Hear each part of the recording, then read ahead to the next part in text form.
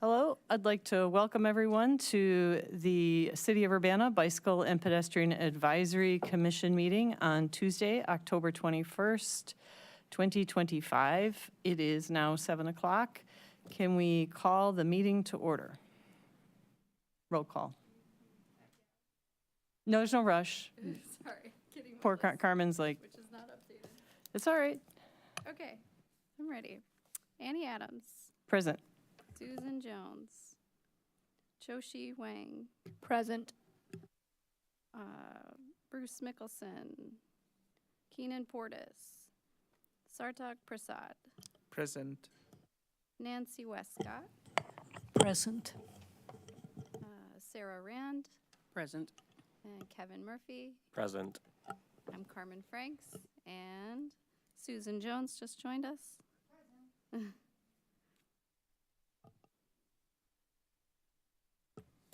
Excellent. We have a quorum. Do we have an approval of minutes of the previous meeting? That would be August 2025, and it looks like September 2025. So I can explain this. We didn't take a vote last time on Okay. the August ones. We just had a motion, and then we seconded it, and then we missed the Alright. vote, so we got to do it again. We gotta do it again. Love Robert's. That would be me. That would be me. I gotta learn them. All right. How did you learn them? High school debate. No, honestly, through the YMCA, because we have to on the board of the Y. I know, but did they? Yeah, we use Robert's rules. I know, but did they like teach you? Like, I just need like a. I think I did them in debate in high school. Yeah, that's how you know them. Okay. Yep.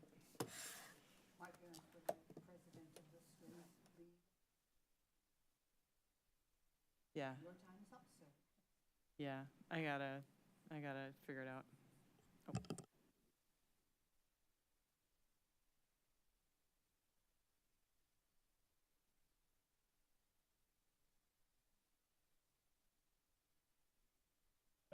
Okay. A motion to approve the August 2025 meeting minutes and the September 2025 meeting minutes. I will second that motion to approve those 2 months' minutes.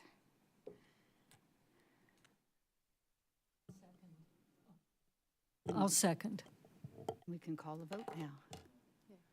All right. All in favor, say aye. Aye. Aye. All opposed, say nay. The ayes have it. All right. Do we need to approve the September 2025 meeting minutes? We just did both at the same time. Can we do both? We can do both. All right. Great.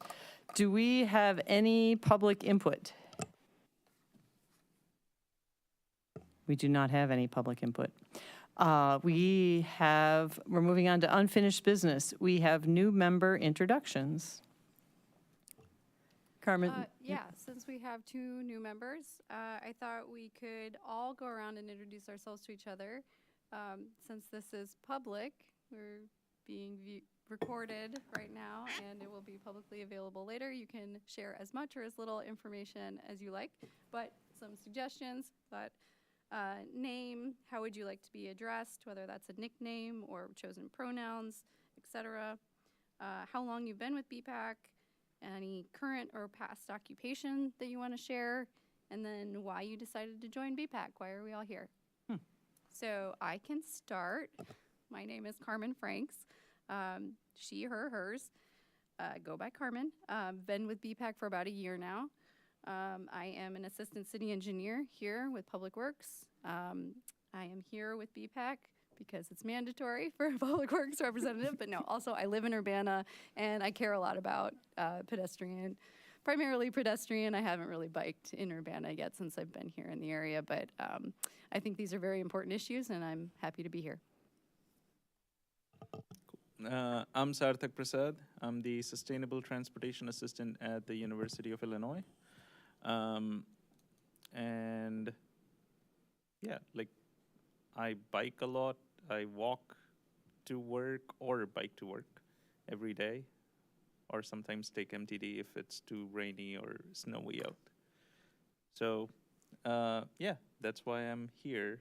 And also, since I'm the liaison for the cities for transportation-related topics at the university, I can share information about the university, what we are doing, and how it may impact City of Urbana during these meetings, especially specifically for bicycle, pedestrian, and transportation-related topics. Hi, it's my turn. My name is Chouxi Huang, go by Chouxi. I work for MTD, I'm the planner there. So MTD's customers are also, many of them are also pedestrians and cyclists. So that's why I joined here and I represent MTD here on the board. I also do bike a lot and walk a lot especially. So I've been here for maybe 2 years now. So it's just lovely to hear all the updates from the city and university and everybody here in Urbana. So welcome. I'm Nancy Westcott. I think I came on around 5 years ago, mostly prompted by Audrey Ishii to represent pedestrians. I came on maybe a year or two after my vision started a big decline. And at that time, I was starting to use PACE facilities. PACE is a nonprofit organization now based in Lincoln Square for disabled people, and they serve a lot of people who actually aren't really, a lot of disabled people who aren't really served by other agencies, especially, for older, low vision and blind people, for the deaf. They have a lot of wheelchair people that just need services, and also they serve mentally and emotionally disturbed or disabled people. And so now I'm president of the board, and so I represent both pedestrians and the disabled from being on PACE. Hi, I'm Annie Adams. I am the vice chair of the Urbana Bicycle and Pedestrian Advisory Commission. I go by she, her, hers. I also, you can just call me Annie. I have served on this commission probably almost 10 years. I moved here almost pretty much, I guess, over 10 years ago at this point. And I had been a bicycle advocate in Minneapolis when I lived there. I had been bike, walk, transit advocate in Minneapolis, bike, walk, transit advocate when I lived in Chicago. And when I was considering moving down here, I met Cynthia Hoyle, who will be giving a presentation a little later today. Her and her husband, I was at an activist meetup in Chicago. I met Cynthia and her husband, and I was trying to decide if I should move to Urbana or stay in Chicago, and I met her, and she convinced me to move down here, and that's it. So I have been on this commission for almost 10 years. I've seen a lot of great things that the city of Urbana has done. I'm really proud of our city. I'm proud of who we are. I'm proud that we are interested in mobility for everyone. I know we're not perfect. I know we have a long way to go, but I'm very excited that every month people have been showing up here. We have this is a very active commission. People come every month, and we do get a lot of work done. So that is my why. And for me, biking is about freedom. And freedom for me is probably one of the most important things about being an American. And I just believe in the freedom to live, to love, to move how we like. And I think it's very important that we have the ability to do it. And I'll just end with, there was a politician recently was videotaped getting on, was whatever videotape is, but was a video was taken of him getting on a bike, and the person yelled communist at him, and he just responded, it's pronounced cyclist. And I thought, yes, because people put a lot of stuff on you trying to cross a busy road, a lot of stuff on you riding a bike, a lot of stuff on you riding a bus. And what it is it's just being a human, and it's just getting around. And I just love that video, and I will just keep it in the back of my head at all times, because it's very important to, I just think, give it the dignity that it is. And again, it's pronounced cyclist. So that's my speech. Hello, my name's Kevin Murphy. I go by Kev, and I'm a cyclist, but I am also a teacher at Urbana Middle School, so I serve as the Urbana School District representative on BPAC. So I am on BPAC to for personal reasons, as I'm a cyclist, I'm also involved in Illini 4000, if you're familiar with that organization, a cross-country charity ride every summer, bikes New York City to San Francisco for cancer research. So I am the alumni director of Illini 4000. So I'm on it for personal reasons. I cycle everywhere. I do endurance cycling. I commute in all conditions, including winter, which can sometimes be dangerous, but I'm committed to like that part of cycling. And then I'm also committed because as the representative from the school district, committed to making sure that my students and students in Urbana have safe routes to school, whether that's walking, riding MTD, or biking. My name is Sarah Rand. I go by Sarah, she, hers. I have lived here for almost 11 years. Previously, I worked at the coroner's office for 6.5 years, so I have seen a lot of pedestrian and bicyclist fatalities in my career. I'm also partially here because Carmen poached me from the Park District Board, or the committee, and I am actually a recent wheelchair user as about a year ago. I am legally blind. I have a progressive neurological disease, so as I have been out and about in my chair and using public transport and things, I've seen a lot of gaps where we can do better, especially with the curb cuts and sidewalks. So I'm here to help fix that as well. I also worked at the Public Health Department and the City of Champaign. So I can definitely say that Urbana is light years ahead of some of the other places that I've been, and I'd like to keep it that way. I'm Sue Jones. I go by Sue or Susan or whatever name's not already taken, she, her, hers. And I've been on this committee for more than 10 years. And when I moved here from the East Coast, I had a car and I had to remember to take it out every 2 weeks and drive it because this place was so, and the things I had to do, I could just do them walking or on a bike. So I sold the car and have been active in cycling. I'm, for a little while longer, president of the Prairie Cycle Club, but mostly I do casual recreational. I do some long stuff.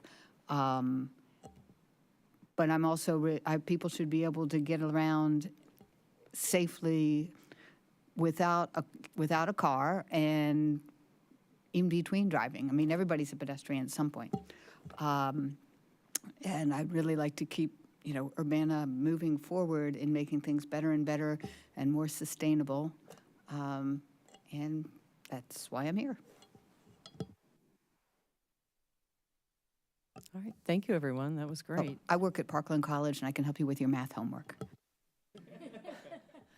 I work at the University of Illinois, and I cannot help you with your math homework. I forgot to say I also work at Urbana Park District part-time. Yeah, that was part-time. I did it in college, and I've kept up doing some team programming there just because I enjoy it. All right, the next order of business is vacancies, youth member. Okay, so we have 2 applicants for this vacancy. Oh, and I should have said I got some tips from our admin staff that reviews these videos. We all need to make sure we speak loudly into the microphone. So I tend to move backwards, but just some housekeeping there. Okay, so we have 2 applicants for the youth non-voting member, but neither of them live within city limits.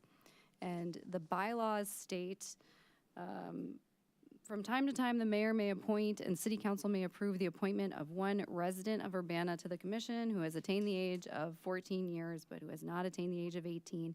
And then it goes on, some more details. But I reached out to our city attorney today about this to see if that would qualify, if these students could qualify because they go to, the Urbana School District, or could they be considered a resident? I'm guessing technically not. You have to be within city limits to be a resident. So I wanted to ask the group tonight if we would consider changing the bylaws, just adding into it resident of Urbana and or a student at the Urbana School District 116. I think we can do that if we voted on it tonight, the exact language that we want to put in there. Probably just what I stated, unless there's other discussion or suggestions, thoughts. That makes sense. It doesn't open any other crazy doors.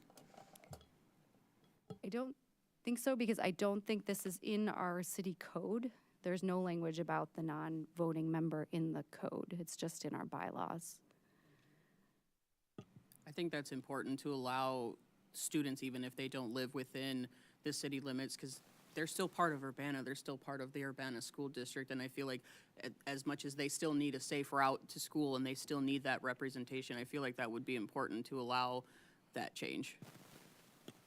I agree. And the student membership, the way we came up with this concept was, we just felt like we were getting a lot of adult feedback on wanting better bike infrastructure, getting people to and from where they were going. And we kept trying to emphasize, I'm going to screw up these numbers, but I believe like 20% of our households don't even own a car. And then on top of that, if you're under 16, you better not be driving a car. And that's a lot of our residents. And I just felt like we weren't getting a lot of feedback from them. I know there was an issue once at the school, well, a couple of times there's been issues at the schools about parking racks, bike racks for students, and pulling them and not wanting enough. And I just kind of felt like it would be really important if we could get a student voice on this commission to really raise what that is and learn to talk about it and follow that up. One of the reasons I'm serving on this commission is because of the woman that just walked in, because I was outraged about why things weren't moving faster and I wasn't getting my bike lanes, my protected bike lanes, or whatever it was that I wanted. And I was told, you need to sit on a commission and learn how city works. And that was very, very helpful advice. And that's another reason why I think it'd be great to have a student. Now, my question is they're non-voting? Does that mean they don't do the A's? Okay. All right, that's fine. All right. Well, I'm interested in passing this. Is there any more discussion we want to have on it? I do have a question. How long has this youth position been here with BPAC? 4 years, probably, something like that, unfilled.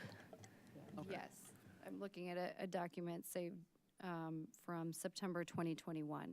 So I Okay. think that's exactly 4 years. But Okay. no one has filled this vacancy. Oh.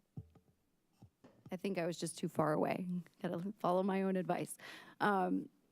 Yeah, I think it's been 4 years, but no one has filled this.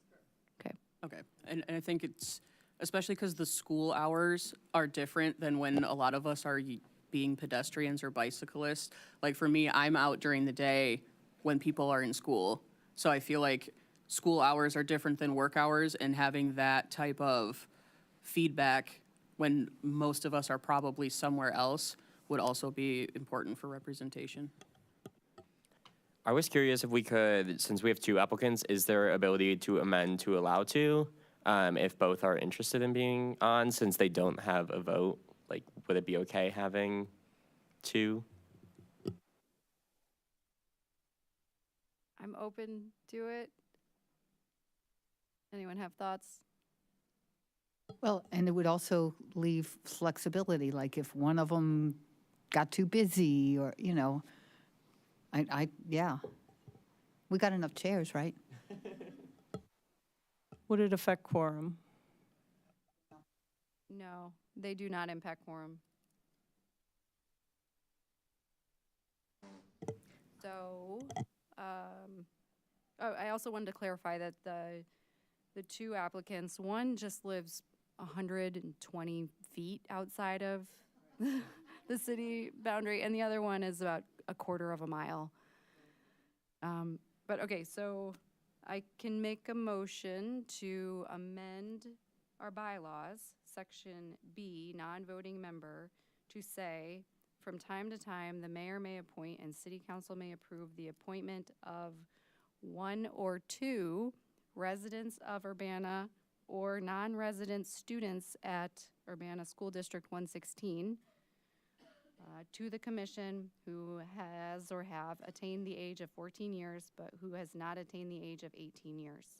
And then the rest of the text will remain the same. That was a motion. And sec- yeah, I was going to say, the one thing is just, I like that it's Urbana School District 116 in that they are representing Urbana School District 116. I think that's very important that we keep that in there. But yeah, so that's a motion. Do we have, I second. I second as well. oh, all right, we have two votes yes. Is everyone in favor say aye? Aye. Those who do not approve, say nay. The ayes have it. Thank you, Carmen, for. Oh, second the motion. We already discussed, all right. But we can discuss again. We're BPAC. We like discussing. Is there any further discussion?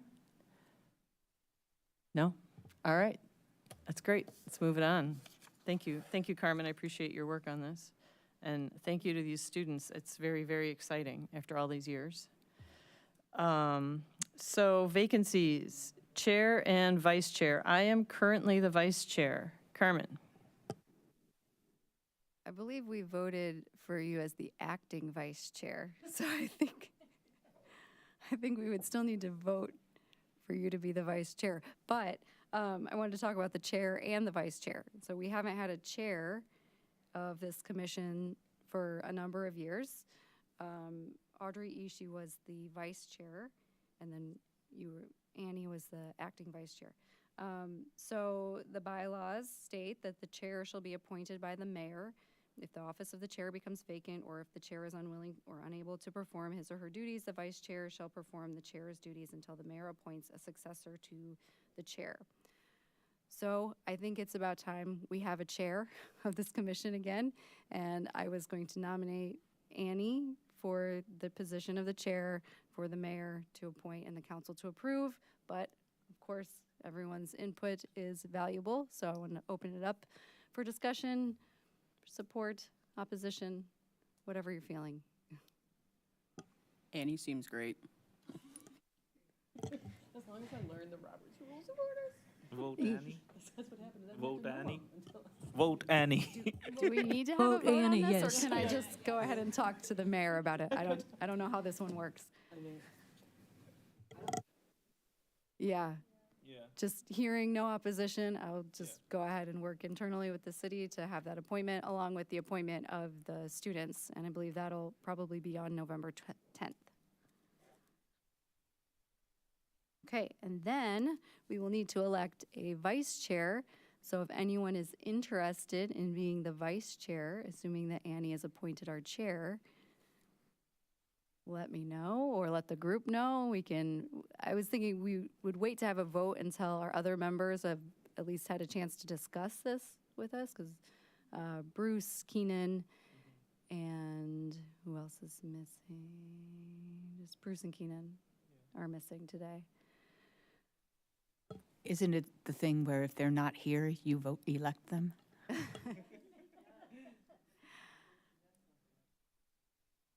I think I'd like to get their input first, but I mean, is there any interest?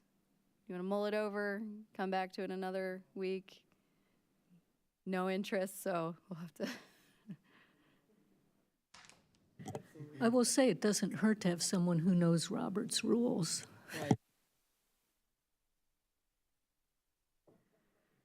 I do know Robert's rules, but this is my first meeting, so. Well, I reached out to Bruce to see if he was interested, but he hasn't responded yet, so we'll see. I mean, if nobody wants it and somebody will teach me how to do it, I guess I will, but this is also my first meeting, so.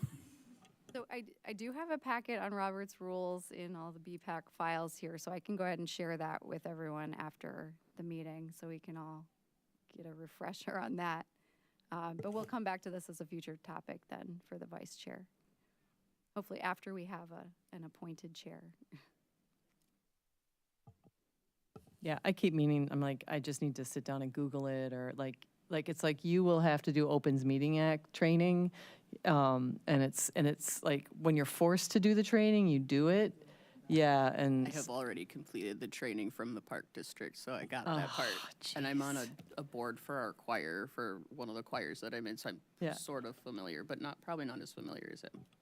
yeah, yeah. So it's just, to me, it's just like, it's just every time I show up at this meeting, I'm like, oh, I didn't, last month, I meant to learn this. All right. Let's see, reports of city officials and staff and reports of working groups.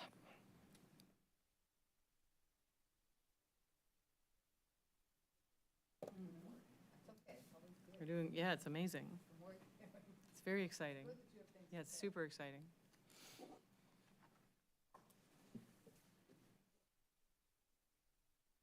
Mic on. All right. So again, just like last month, I have sorted these based on project type. So starting with our shared use path projects, the Florida Avenue shared use path, the plans are 90% complete still.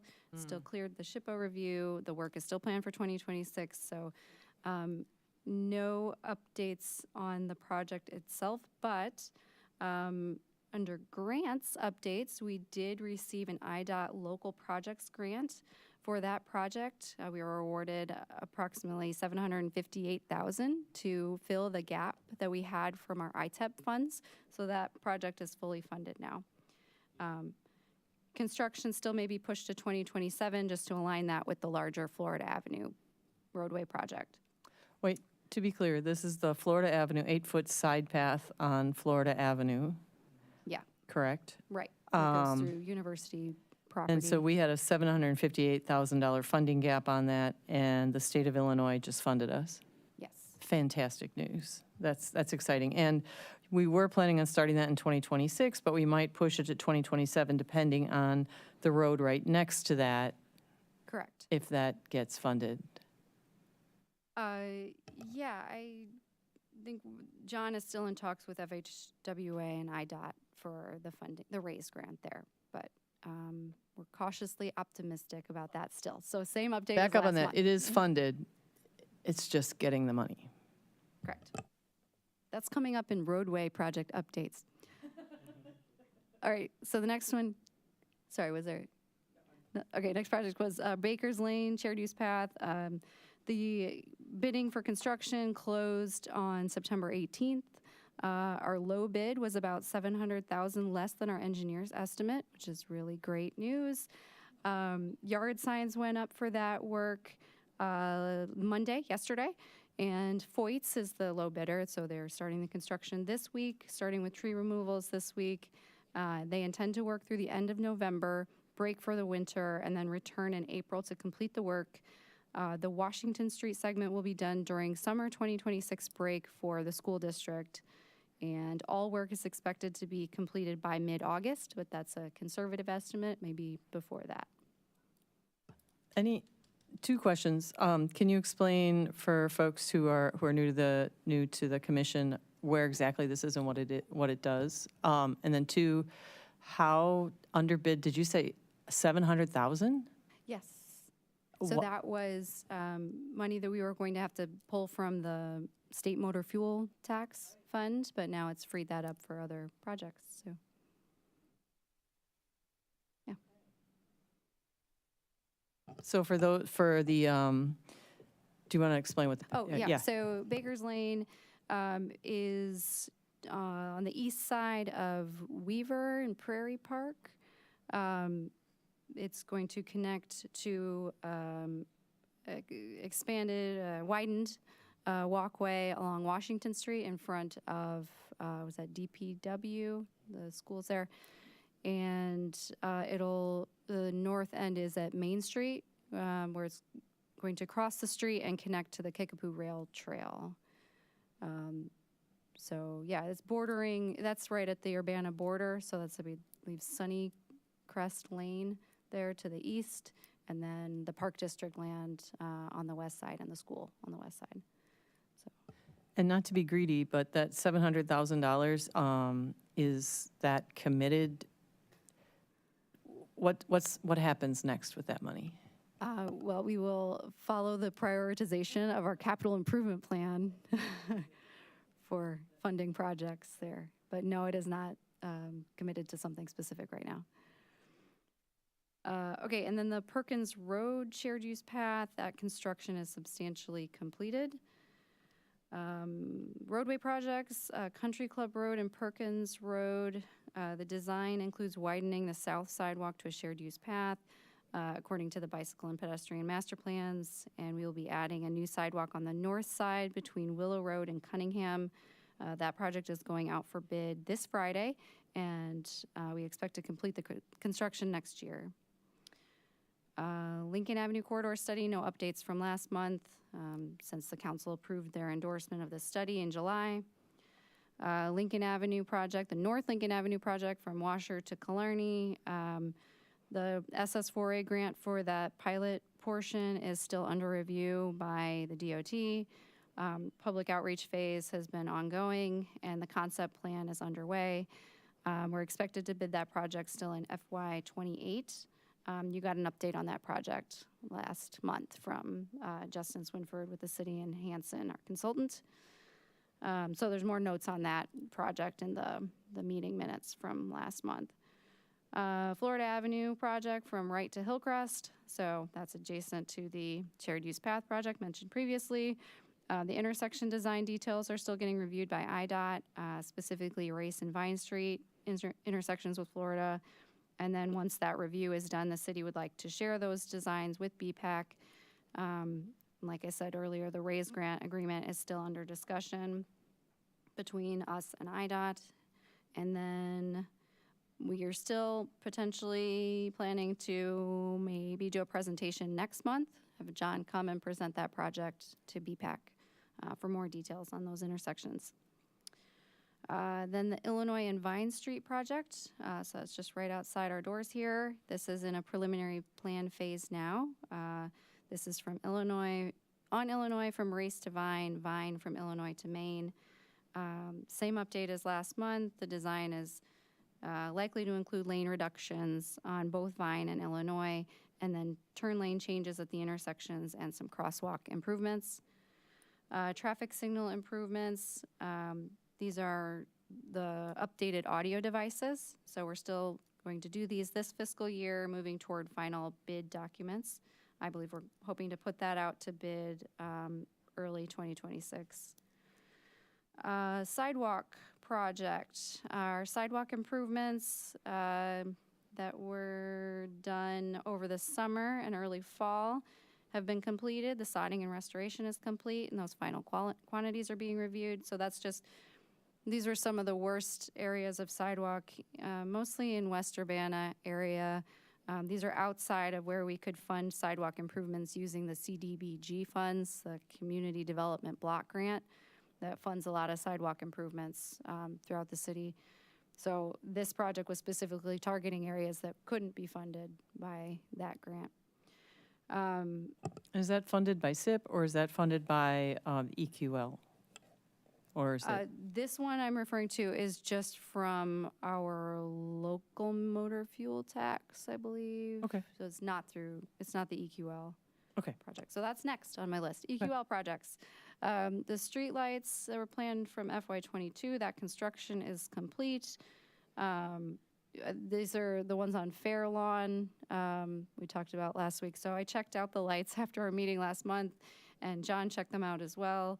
And he sent comments to our designer who reached out to the vendor about some potential options for reducing that glare. So I don't have a further update from that. I'm not sure we have received response from the vendor yet. But Well, thank you. I really appreciate that. That's fantastic.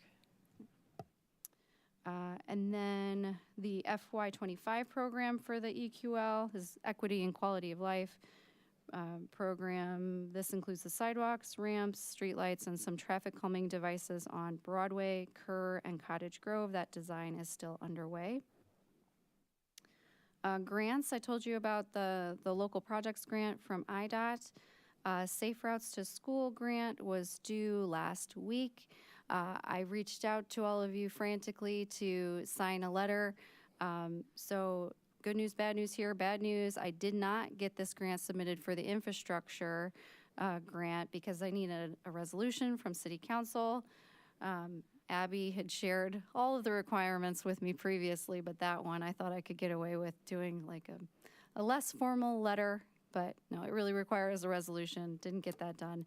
But the good news here is that after getting information from our electrical team at Public Works and from vendors for, so I'm sorry, I should back up. What this was for infrastructure was the flashing beacons and speed feedback signs, permanently mounted speed feedback signs and flashing beacons at crosswalks in school zones. And we want to update all of them. And after getting more information about these from our team at Public Works and from vendors, we've decided we can just put this in our capital improvement plan and hopefully get on this just within the next fiscal year. Because we could have the budget for these types of things, and they are now a priority since we've heard from the school district and we heard from our own team. So that would save us the hassle of the requirements that you have to go through with the Safe Routes to School infrastructure grants. But That's amazing. Thank you. yeah, and that's it for my very long update.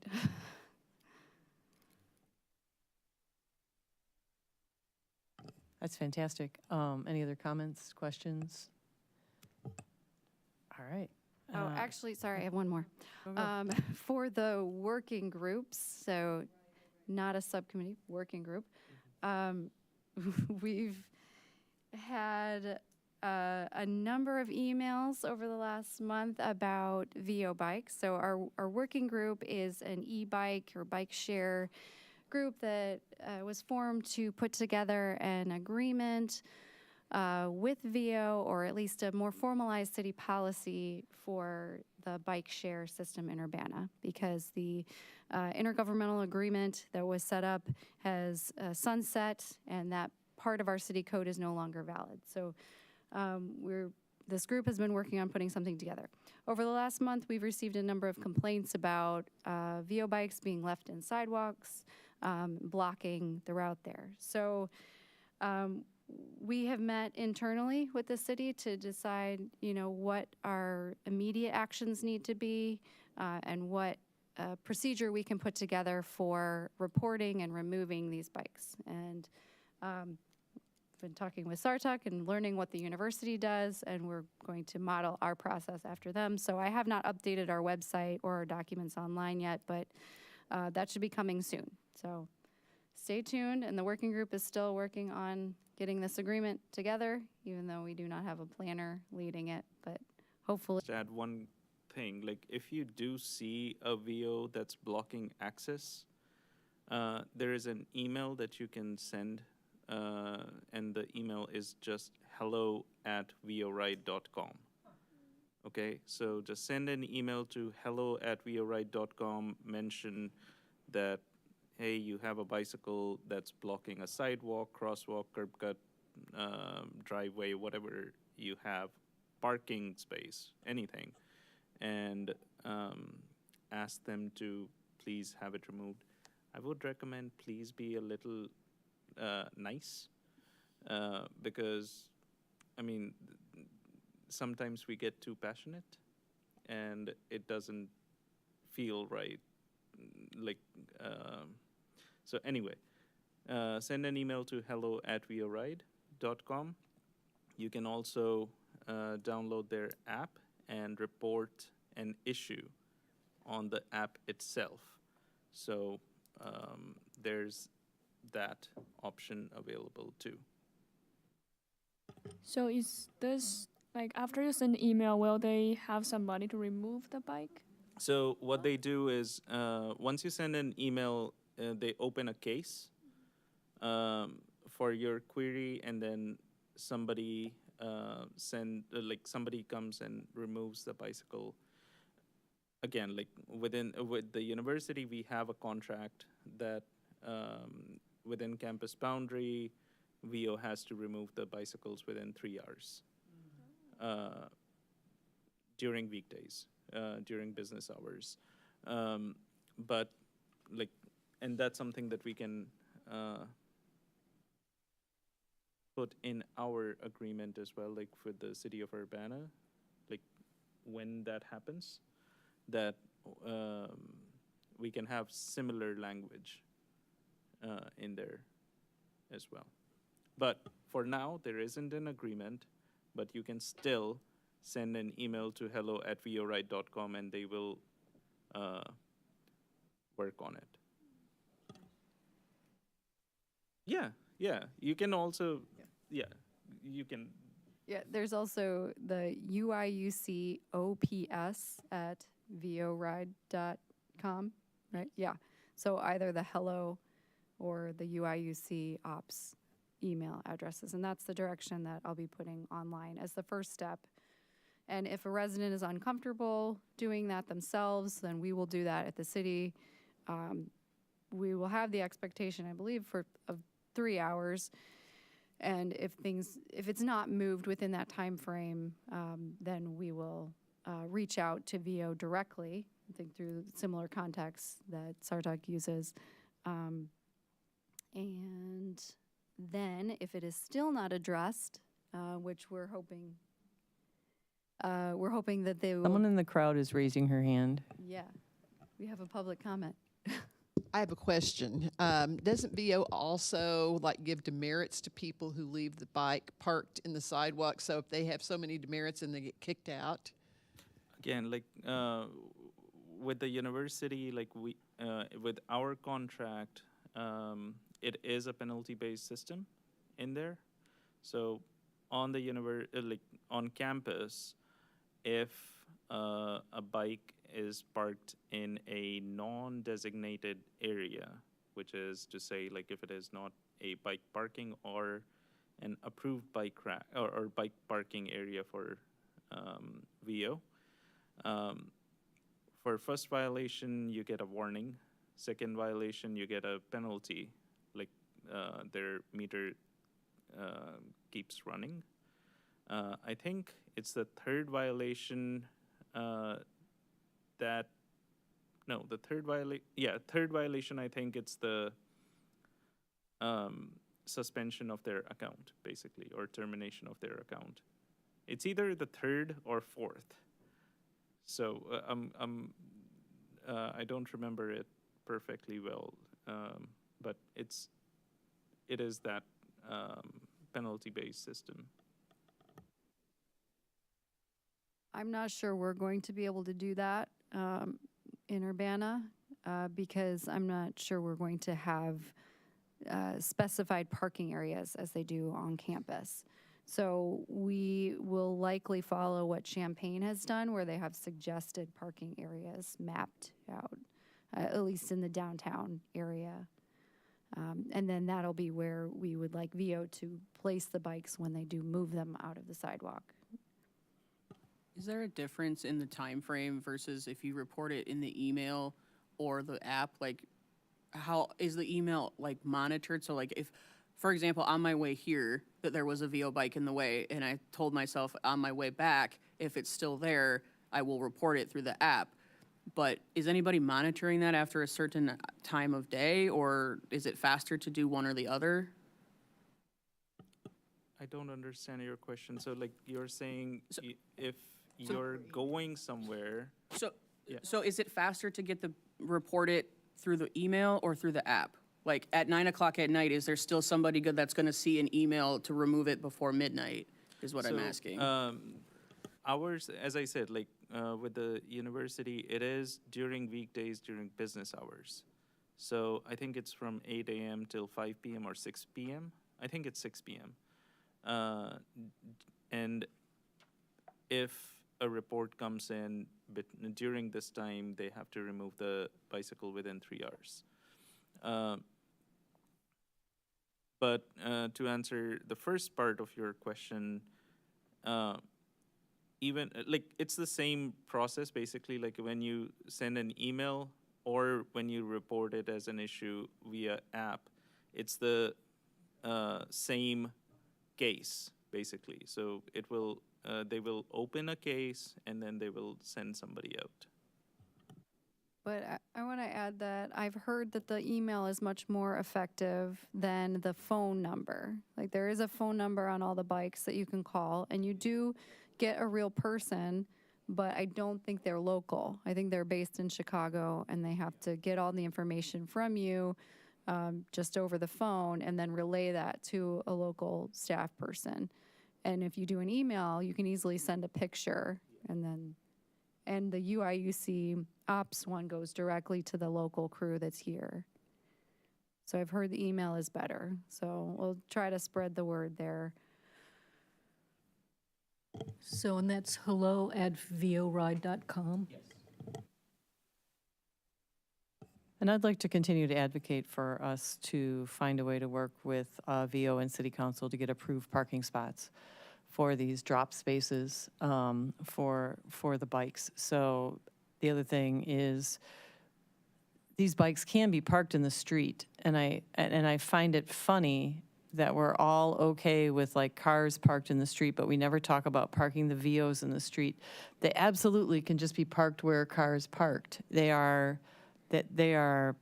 is allowable, but we're always encouraging people to park them at a bike rack or park them next to the sidewalk. And I just always want to say, just put them in the street. It's okay. Like, they're bikes, you know, they're motorized scooters. They can be parked there. I owned one for years. You park them in the street. But yeah, I would like to have designated spaces where these are dropped, and I think it would really help solve a lot of these problems, because you would always know that you could find a bike there, and you would always know that that's where you could drop a bike.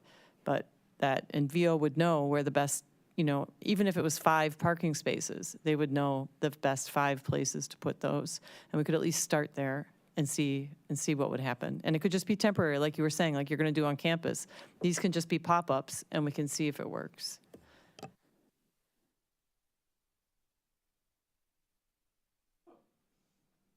All right, so thank you both for that work. And because it's been a problem since day one, and there will always, there'll always be a problem, but we will continue to find solutions for these. So new business, presentation on CU Safe Routes to School and project outreach and survey work. MTD, thank you so much for coming.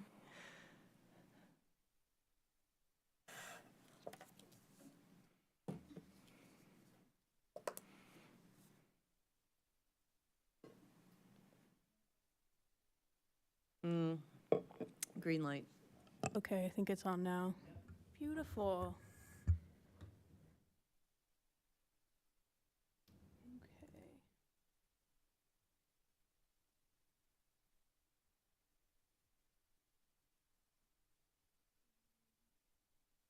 And then you guys see this on your screens as well. Okay, beautiful. Well, hello everybody. Good evening. We're the CU Safe Routes to School project. I will do a little introduction. So my name's Abby Kipping. I'm the Communication Design Specialist at MTD, and then I am also co-chair of the CU Safe Routes to School project. Yep. And I'm Myra. I'm the CU Safe Routes to School intern at the MTD, but I'm also a senior at the University of Illinois studying urban studies and planning, as well as geography and geographic information systems. Yes. Before we move into the assemblies and the survey work, I wanted to say thank you guys for providing the letter of support for our grant application. We got ours turned in last week for the non-infrastructure grant funding opportunity that's available through IDOT. So we were able to get support from a lot of agencies, including BPAC, and we're really, really grateful for that.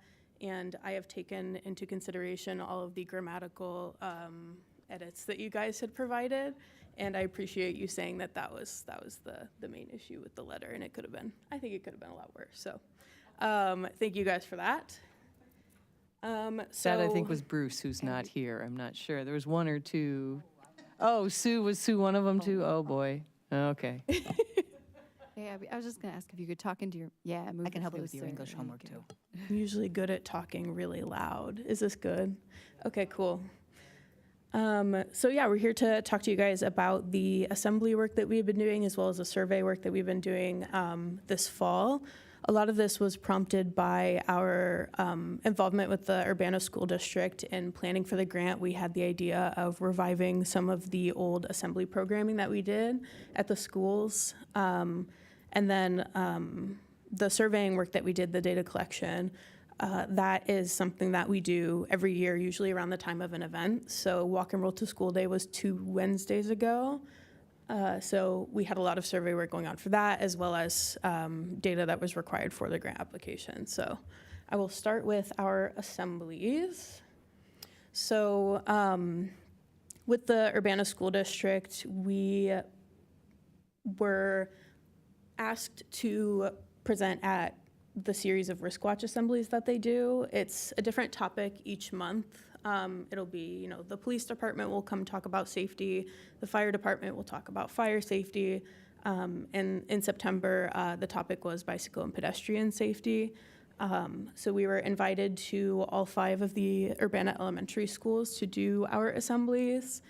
Here's an overview of the schools that we went to. We have not yet been able to get one scheduled with Yankee Ridge, but the other 4 elementary schools, we did those towards the end of September. So like I said, the assemblies that we did were talking about pedestrian and bicycle safety. So we started off with pedestrian safety. We talked about crossing the street, where you should be crossing the street. So you should be looking for crosswalks or at intersections. If you see a crossing guard, it's always good to walk to where the crossing guard is and cross where they are, because they're going to be able to help. And then we talked about signals as well. So if you're at a traffic intersection that has stoplights, we had an image of the light when it has the pedestrian walk sign and when it has the red hand, the stop sign. So we were able to teach them about those. We also talked about being visible, so encouraging the students to wear bright clothing when they walk, not just at night, but in general. And then if they have these available, wearing some sort of reflector or like a safety vest that's a really bright neon color. We were wearing ours for the presentation, so we just pointed to ours and also pointed out some kids if they were wearing like a bright pink shirt. We're like, you should wear that when you walk because you'll be extra visible. So we also talked about staying together. So before you go on a walk, always tell a parent, ask their permission before you go for a walk. And then if possible, walk with a group of people, walk with your friends or your neighbors, depending on where you're going. Just not being by yourself and making sure that a parent or a guardian knows where you're at. So that was walking safety. We also talked about bike safety. So this was kind of the second half of the presentation, the second half of the assembly. So we talked about rules of the road, what signals and signs bicyclists are required to follow. So there were some fun Q&A type of things like, oh, do bicyclists have to stop at stop signs? And some of the kids would confidently say, no. It's like, well, love the enthusiasm. And then we also talked especially with the older groups, about riding with traffic. So riding in the same direction as traffic, which is obviously different from when they're a pedestrian. So we made sure to mention that. We talked about signaling. So if you're going to make a left or a right turn, or if you're coming to a stop, how you should signal those. And we did a demonstration of that. And then helmets was the most popular by far. We talk about how a helmet should fit, how you should wear it, and obviously why you should wear a helmet. So like I said, we do some activities throughout the presentation, both for the pedestrian and the bicycle safety side. So one of the really fun ones is asking the kids to signal turns with us. So if we say, oh, if you're turning right, what do you do? And then they'll all hold their arm out. And we do a few where we do it at the same time as them, like we are in this picture, and then we do a few without. And learning lefts and rights is really important, I will say that. We also did a walking activity, so standing up, having everybody walk in place. When we have big printouts of traffic signals.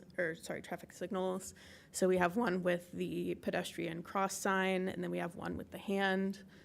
So when we hold up one or the other, they'll stop walking, they'll start walking, or they'll walk really slowly if it's the yellow light or the hand with the number on it. And then the most popular, we saved this for the very end, is the melon drop. So we essentially take 2 honeydew melons. We have a happy melon and a sad melon. The happy melon gets dropped with his helmet, and he is fine because he was wearing a helmet. The helmet protected his head. He didn't get cracked. And then we dropped the sad melon, which is quite cinematic, actually. And as you can see here, I'm holding the sad melon who got completely destroyed by the ground at Leo Elementary School. So this is always a hit. Kids get really excited. We do a big countdown. And I can confidently say that bicycle helmet sales did go up after this presentation. So that was what we had done for the assemblies. So like I said, that is in coordination with the school district. It's something we're hoping to do again next year. There is also a possibility of us doing something similar in May for National Bike Month. They don't have a topic set for May yet, and it depends when school will get out, but we might be able to do something similar again, and then next September as well. So it was really fun. Moving on to surveying work that we've done. Like I said, some of this is annual data collection that we do in coordination with one of the events that we're holding. So for Walking World to School Day, we might send out walkability checklists and see what people have to say. And then on the flip side, some of these are required for our grant application that we submitted last week. So there were 3 kind of formats that we did. We had parent attitude surveys, we did student travel tallies, and then we did bike rack counts as well. So I will hand it over to Myra to talk about that survey work. Yeah. So for the parent attitude surveys, we collected the surveys at different school district events, as well as social media. In total, we were able to receive 83 responses, and this was through July all the way through September, up until the grant was due. And lastly, the survey questions were provided straight from IDOT for the grant application. So for the parent attitude survey, one of the questions we asked was how far families live from their child's school, and most responses came back generally within that 1 to 2 mile radius of schools. We also asked what street intersections were closest to their homes. This generally helped us get a sense of where respondents were located across the district and how school proximities kind of varied between neighborhoods as well. I think one thing I'm just going to add in here, I know earlier we were talking about the youth representatives and how they live outside of the boundaries. If you take a look at the northernmost part of the map, you can see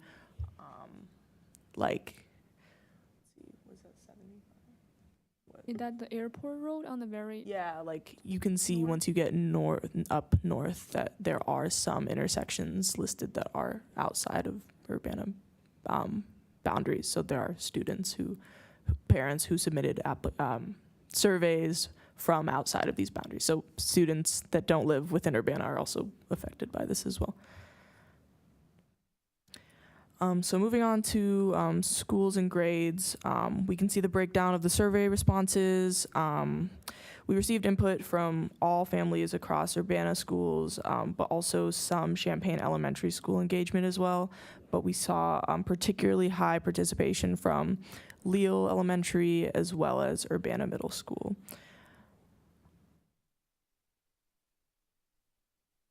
So next, we're looking at the parent interest of walking and biking. About 75% of parents said that their child has asked to walk or bike to school within the past year. When we asked what grade level parents would feel comfortable allowing independent travel, responses were fairly spread out, but most said around 5th to 7th grade. This shows that while there's clear interest, parents' comfort levels definitely vary based on their child's age and readiness. So looking at some of the barriers, we asked what factors influenced parents' decisions about allowing their child to walk or bike to school.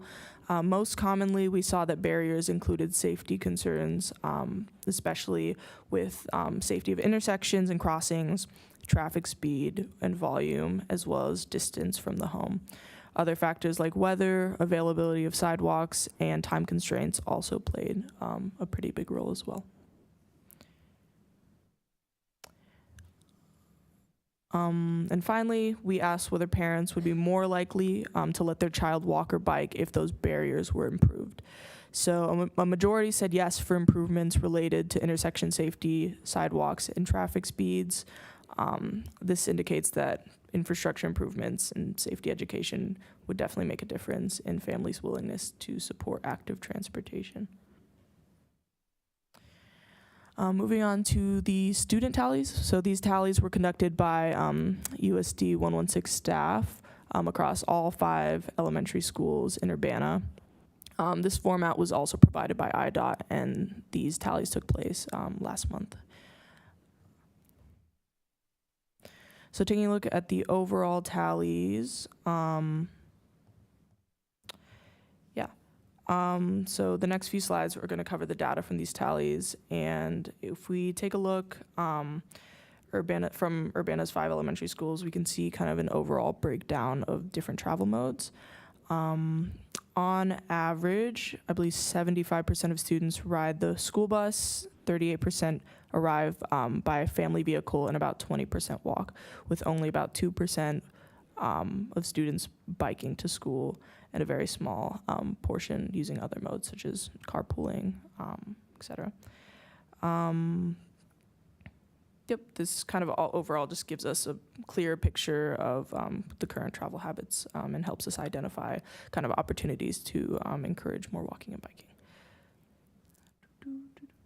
So taking an overall look, this slide kind of highlights which schools had the highest and lowest counts for each mode. So just for example, DPW, also known as Dr. Preston Williams Elementary, had the most walkers and family vehicle trips, while Yankee Ridge had the most bus riders. Also, Leal had the highest number of student biking.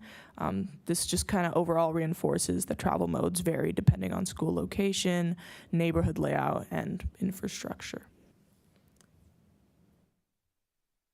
So moving into the bike counts, the bike count data was taken across all of USD 116 schools as well as Unit 4 schools. Bike racks are noted on the Champaign County Regional Planning Commission safe walking route maps, and this data was taken in early October.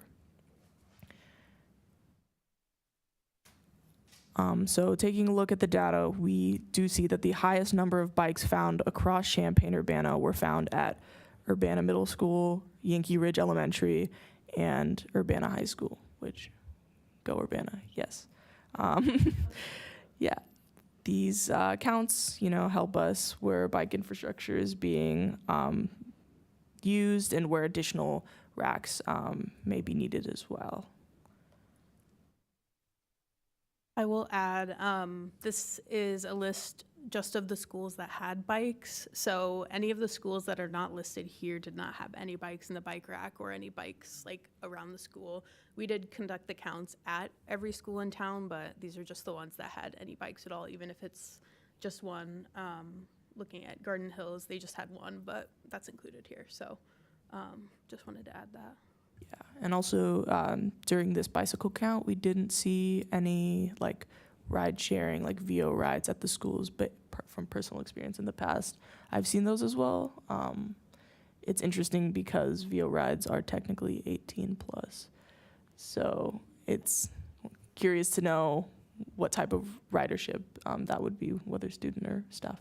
There were a few VO ride bikes at some of the Champaign schools. Mm-hmm. And I had noted on the next slide that could possibly be, it could be a teacher or a staff member or faculty at the school, or it could be, somebody riding a VO bike to one of the houses, one of the residences near the schools. There were a few, but I don't anticipate that was by the students. Yeah, we do know a lot of people commute by VO. I mean, even if you're at Crystal Lake Park, you'll see people commuting in their uniforms to Carl nonstop. So yep, just some overall summary findings from our survey. We saw that most students still rely on school buses or family vehicles for their daily commute, and only about 1 in 5 students walk or bike. And many parents don't view independent walking and biking as a safe option yet. The biggest barriers overall were intersection safety, traffic speed, and volume, as well as distance. However, parents indicated that they'd be more open to allowing active travel if these issues were improved, which really supports the goals of our program. So that is the end of kind of the summary of the surveys and the assembly work that we've been doing. It's been a pretty busy fall so far. But like I said, the reason for us to do all of this work was mostly to support our grant application. We've been without funding from IDOT's Safe Routes to School program since 2019. So we really put in a lot of work to strengthen the application because having money to fund the activities that we do as well as expand programming is really important. So we're planning to continue to do this survey work throughout the next few years. Like I said, specifically the parent surveys and the bike rack counts, those are things we do for every event that we run. It's just not something we report on normally. So we're hopeful that building this into our annual planning of the events will allow us to give you guys the information, connect you guys with the voices of some of the students, and overall make things a little better in the community. So thank you very much. I would be happy to answer any questions. I have a question. Absolutely. Of the 83 surveys that you guys got back from parents, do you know roughly, like, an estimate off the top of your head how many surveys you sent out, or like what percentage of response did you get? That is an excellent question. So we didn't do any sort of distribution. We just made ourselves available at. There were 3 events total. 2 of those were Urbana School District new student registration events. So that was asking parents before the school year started, how do you plan to get to school? I know you haven't done it yet, but how do you plan to get your student to school? So it was kind of they would just stop by our table and do it. So that same with the other event, as well as through social media. I don't have the analytics of how many people that reached, but that was the main way that we got responses, was through social media. So as far as a click-through rate or anything like that, I'm not sure. So I think I filled it out when I saw the superintendent put it in her letter that gets sent out monthly too. So I think that was really helpful to reach parents, is to get it into the school's direct outreach. Yes, I will also mention we had paper surveys as well as digital Google Form versions of the surveys, which were definitely a lot more popular. I want to say, just guesstimating, 80% of our responses were through the digital survey, the digital Google Form, I will say. But we did have paper versions available at the in-person events. So when was Safe Routes to School last funded? The last time that we received grant funding was in 2019. And who's that money coming from, and where's that money coming from? That is through Illinois Department of Transportation, and I believe it is federal dollars. It is federal, yes. Oh, and how much? And do you know how much you applied for?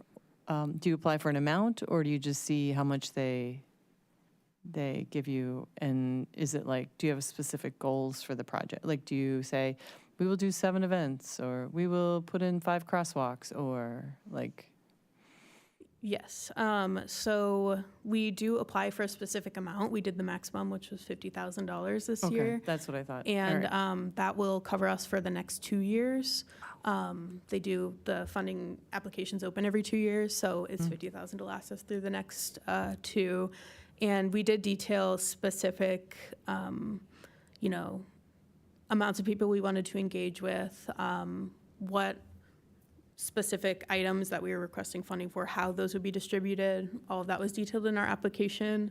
It was almost 200 pages long, so a lot of thought did go into it. And I'm really, really, I'm keeping my fingers crossed 24/7 that that this ends up working out, because we do really need it to, continue the momentum that we've had this fall.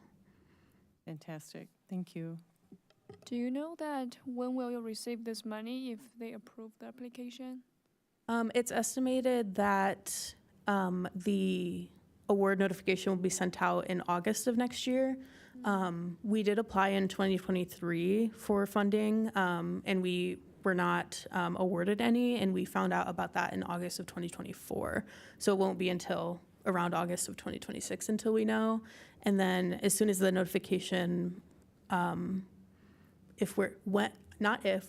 we are awarded, I'm going to manifest this. When we are awarded, it will be 2 years beyond that awarded date. So if we get funding, it'll be through 2028. I'm wondering, were you able to do any demographics, like on sex or race of the kids that biked and the kids that walked? That was not included in the format of the survey. It was provided by IDOT because it was required for the grant application, so that wasn't included, any demographic information.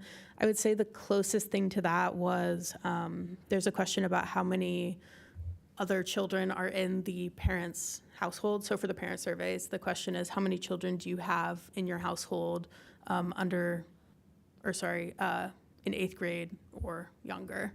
So that's really the only demographic information we have. Do you plan to do more surveys and like gathering more data? Yes, absolutely. Like I said, we do this for our 2 big events every year. So Bike and Roll to School Day is in May to celebrate National Bike Month, and then Walk and Roll to School Day is held in October. So it had just happened 2 weeks ago.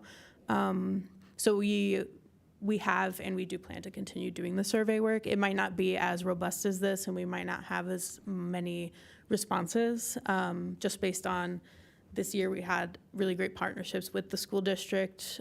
We were able to kind of sneak questions about surveying into our conversations about the grant application.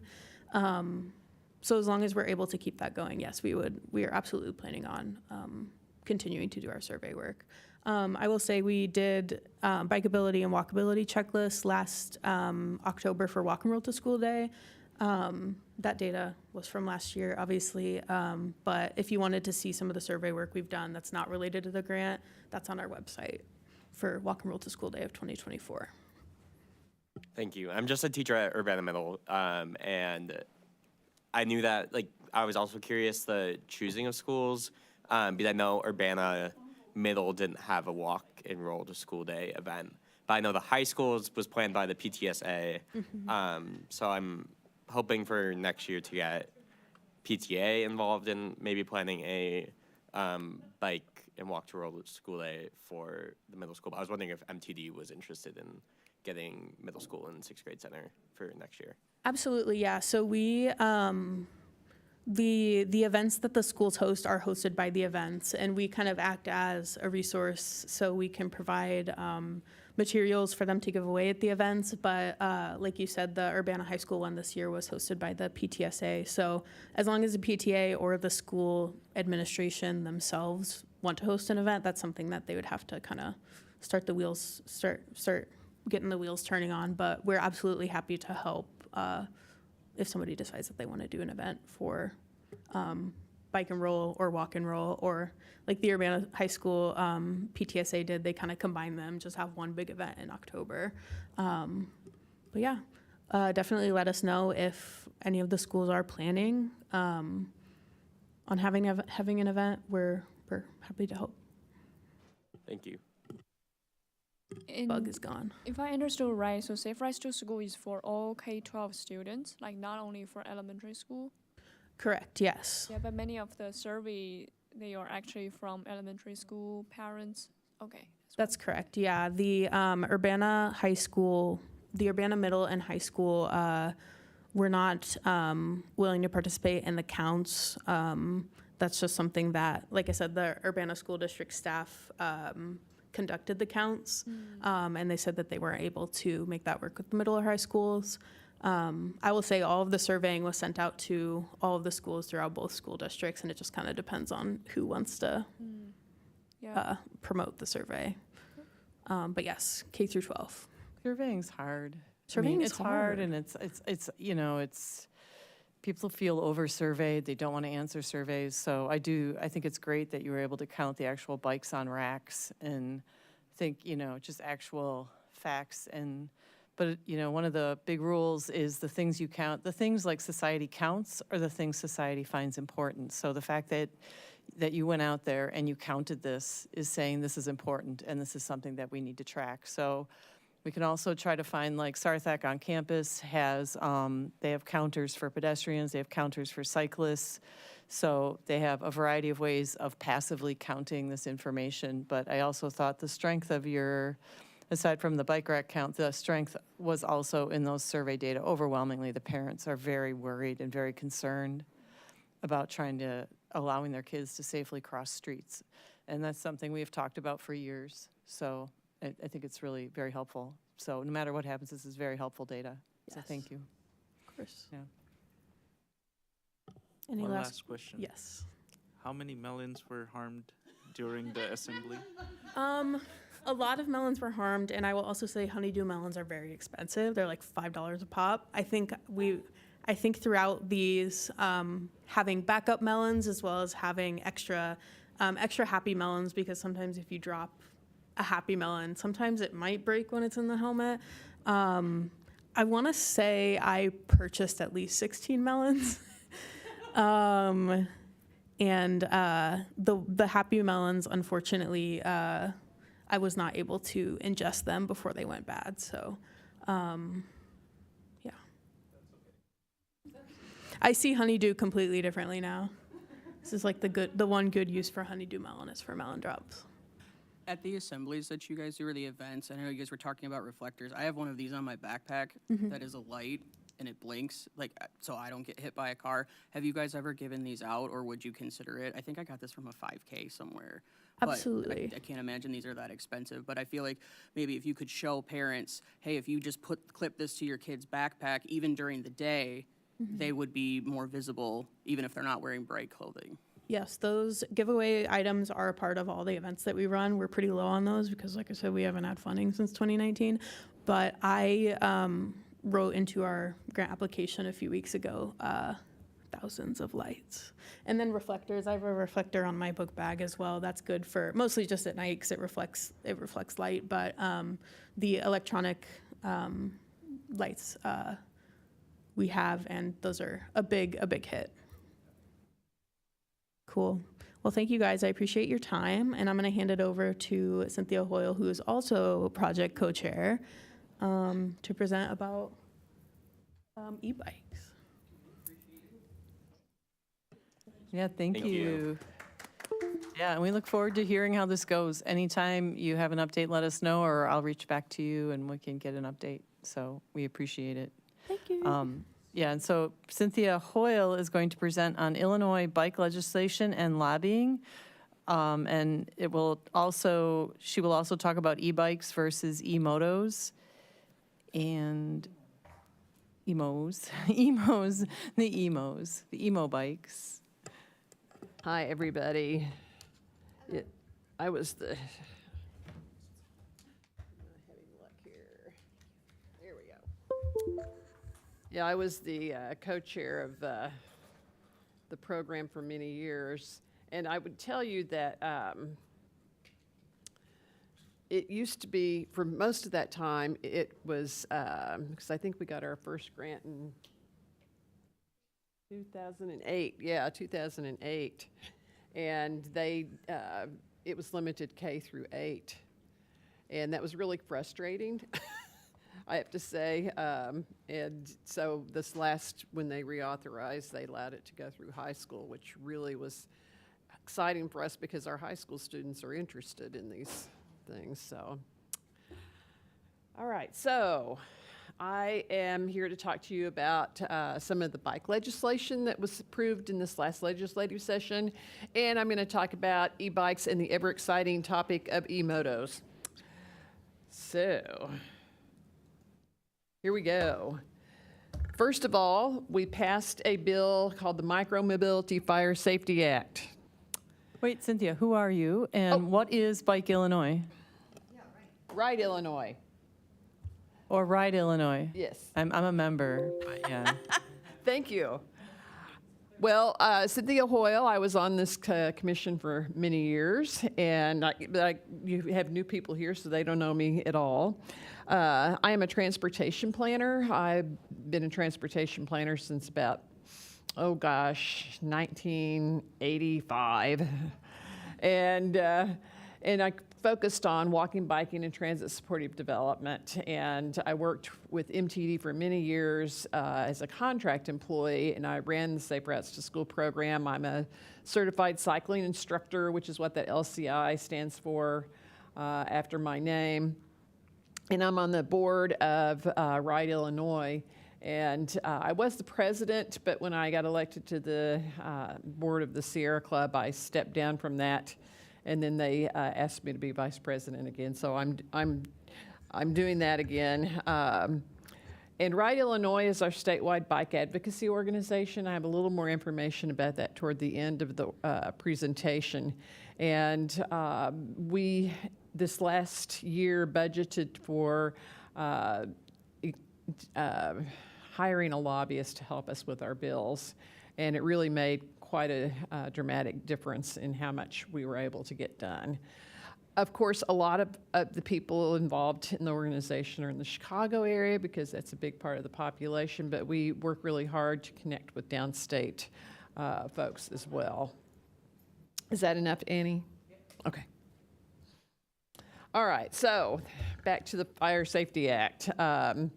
Establishes safety standards for batteries for e-bikes. This is really important for scooters and other micro-mobility devices because the market has been flooded with some really cheap batteries that have actually burst into flames, and in apartment buildings in places like New York City, people actually ended up dying from fires. They were, these were people who use those bikes for transportation. And they also didn't have chargers that were designated for it either. So the state no longer allows anybody to manufacture, distribute, sell, lease, rent, offers for sale, or lease anything, low-speed electric bicycle unless that drive system has been tested by an accredited testing agency. And this is really important for us to have here because some of the batteries are somewhat larger and they could cause serious fires. I have had an e-bike since 2019. I charge my battery inside all the time, and it's never even gotten warm, but that's because I have a UL certified battery. It will take effect in January of 2026. This has been a big concern in a lot of places. So I think now people could feel comfortable with allowing these bikes to be charged inside. No one's going to leave their expensive e-bike outside to charge it. So that's a sort of a ridiculous suggestion that you should charge your e-bike outside. We also got the definition of a bike changed because actually if you were riding a trike, you weren't defined as a bicycle under Illinois state law. So Senate Bill 2285 updated it to include trikes, adaptive bikes, and other bikes with more than 2 wheels. So that now we have everybody covered. And I tell you can ride a bike throughout your entire life. You can use an electric assist trike as you get older and continue biking for a very long time, and especially if you use a recumbent electric trike. My husband had to use a trike for a while, recumbent trike, because of some physical issues he was having. And you can fall off of them, but you around here you'd have to try. I think the main places people have fallen over on them is like if they're going downhill and around curves and they turn too sharply. We don't have that problem. And I'd like to say when we were lobbying for this at the state capitol, we talked about Senator Duckworth and Yes. that. Yes. Yeah, because she uses a hand crank. I think she's got a trike. Yeah. And we said it's currently not legal. the way she's moving on the roads. So we need to legalize this. It will be now. And this bill really covers pedestrians. It amended the transportation law of the Civil Administrative Code of Illinois. What it does is it will require the Department of Transportation to conduct a traffic study following the occurrence of any crash that involves a pedestrian fatality at an intersection on a federal or municipal highway. And they are then required to publish solutions and best practices to avoid future tragedies. Any place you go in this country, the really bad roadways tend to be Department of Transportation roadways because they were all designed to highway standards. And so fixing those will go a long way towards fixing our issues. Yes. As someone who biked across the country, that is very true. And even biking through Illinois because I biked from here to Kankakee and then through just Illinois. That is very much so our experience on the roadways, and I'm very glad that you were able to lobby for this for the state of Illinois. Yeah, and we were lucky. Our crew that we were lobbying with, we had someone from the military with us, and he said, when I found out that basically accidents happen and no one ever looks into why or how it happens, I was stunned. He says in the military, every small item that occurs, we research it, we figure it out, we try to find a solution to make sure that there aren't near misses or, whatever has happened. So it was really helpful to have him lobbying with us. And I will say, at the coroner's office, they are required, as far as I remember, to report all of these fatalities to IDOT through the death certificates, so that information is also available through FOIA and things like that. Yep. But that's reported as well. All right, on to micromobility and what is going on there. So, cars are super expensive now, and an average new car costs over $50,000. Even a used car exceeds $28,000. This makes it extraordinarily difficult for people with lower incomes to maintain vehicles. And if they have to have a vehicle to get around, it ends up that I would say their housing and their transportation costs end up taking up 70 to 80% of their household income. That doesn't leave very much for anything else. And so micromobility has given people a way to get around without having to spend huge sums of money. Micromobility is rapidly increasing, especially in cities. It's very popular with users. And teenagers now, it's no longer a status symbol most places for them to have a vehicle. And I noticed, for example, my children grew up here in Urbana. They're in their 30s now, but I had to make our daughter get a driver's license. In Urbana, you just don't have to have one to get to school, and so they just don't care about getting one, and they don't feel that driving is that important. They think it costs too much, and they would rather use other means of getting around. These are just a few examples. There are lots of things out there right now. Bike share is a huge benefit to communities, and VO Ride has really had a big impact here for a lot of lower income neighborhoods. The city of Champaign took a look at who was using those bikes and found that they would be heavily used in lower income neighborhoods, and the trips that they took often were longer. And so they didn't just benefit the university community, they benefited the entire community. So we'll talk about the laws in our state. We have 3 classes of low-speed electric bikes. And Class 1 e-bikes are equipped with a motor that provides assistance only when you're pedaling. And it actually cuts out between 19 and 20, I will tell you. It does not assist you up to 20. My bike never gets me to that speed. And it only has a 750 watt motor. If it has a more powerful motor than that, it is not a legal e-bike in this state. Class 2 bike is equipped with a motor, but it also has a throttle, and you can use it without pedaling. And it ceases also to provide assistance when you hit 20 miles an hour. A Class 3 e-bike is equipped with a motor that will only work when you're pedaling, but it goes faster. It'll cut out at around 28 miles an hour.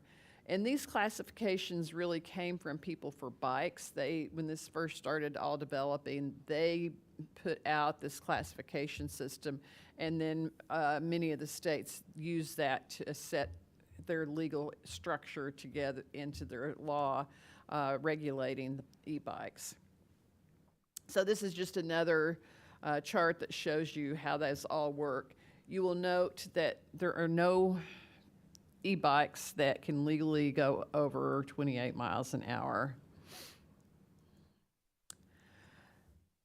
And these are some of the specifics of the law. They must have an affixed label stating that what class they are. They're not supposed to be operated on sidewalks, but they are allowed on bike paths and infrastructure unless it's restricted by local authority. You must be 16 years or older to operate a Class 3 e-bike. And that's an important thing to note. Also, you're not legally allowed to modify the speed or the capability of the e-bikes. I know people who do this, and it is not legal. So we feel that the existing state law is sufficient for the legal classes. However, something has started happening.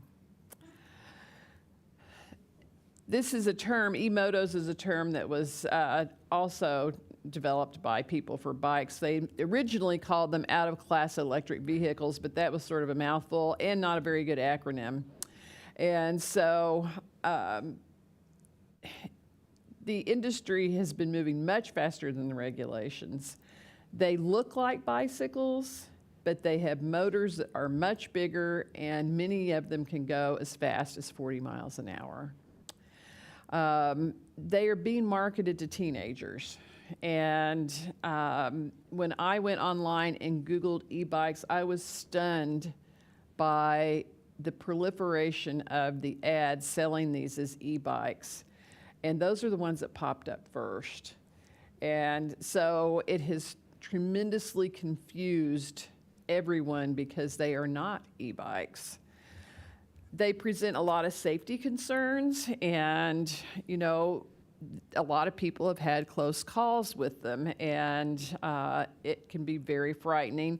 And if something's going 35 miles an hour, if it hits you, it's much more serious than if it's at 20 miles an hour. And as a transportation planner, I can tell you, going 20 miles an hour on a bike is about as fast as I want to go, because I know what will happen if I crash. And if you crash at a higher speed, the chances of your being seriously injured go exponentially up. Yeah, and frankly, 20 is plenty is what many cities are moving towards, asking for all motorized vehicles. Yeah. For that very reason, because you have, what's the chance of survival if you're hit at, isn't it? If you're hit by a vehicle at 35 or 40 miles an hour, your chances of survival are like 20%, especially with the really big vehicles that we have now. If you're hit at 20 miles an hour, your chances of survival are more like 70 to 80%. So the speed really makes a huge difference.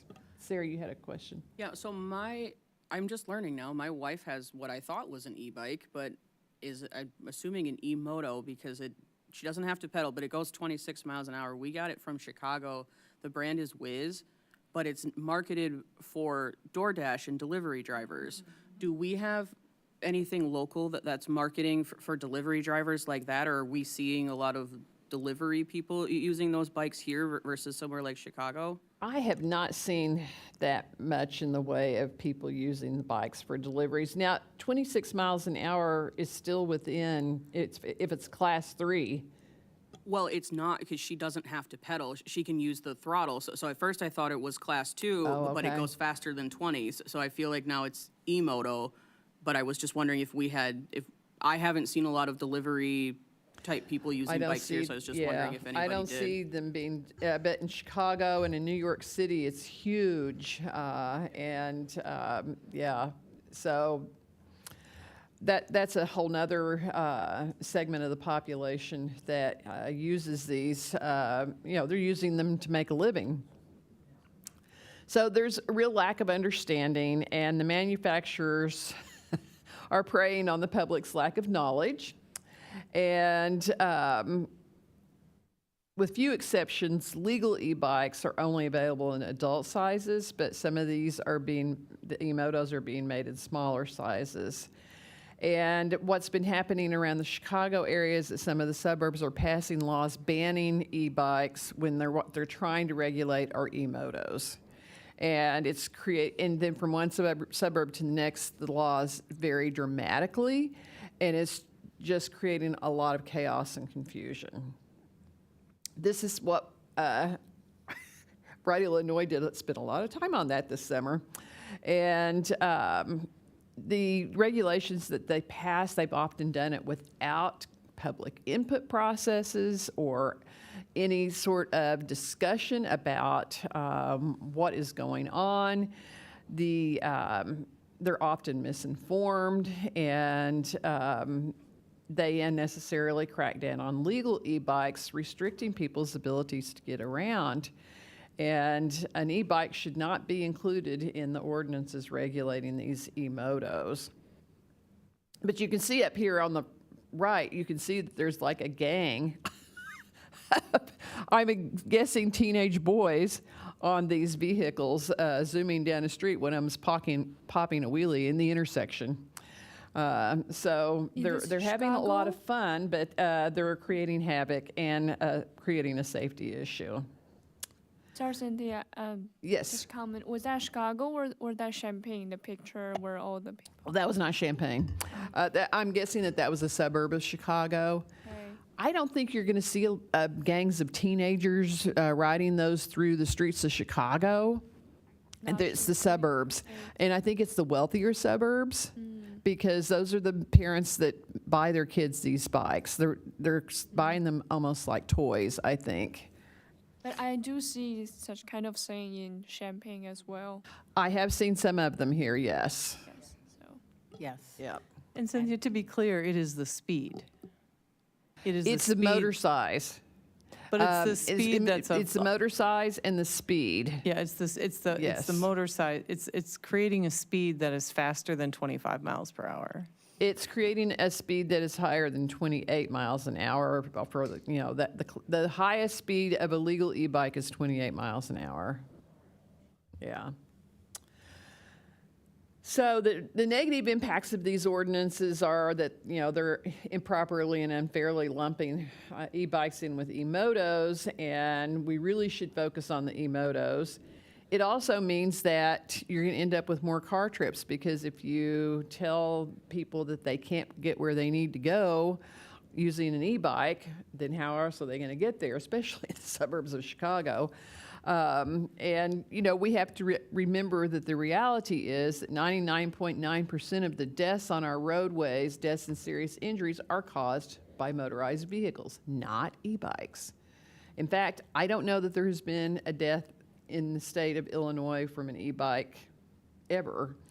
There might have been some serious injuries, but probably it's more likely the serious injury was to the rider than them hitting a pedestrian. But it does happen in rare instances. It has happened in places like San Francisco, where they have a big biking population. This was before there were even e-bikes, and they have hills that people ride down very fast.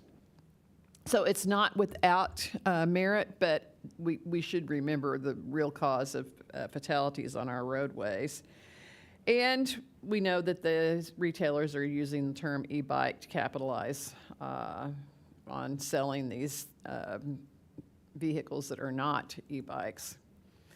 So, Right Illinois, this summer we worked and we developed guidance for municipalities, and you can see here that we have where to ride and roll. We go through the various devices that are legal. We talk about e-motos, but e-motos, in our opinion, should only be used on roadways. And there's a whole narrative of this too on our website. If you use the QR code, you can get to it.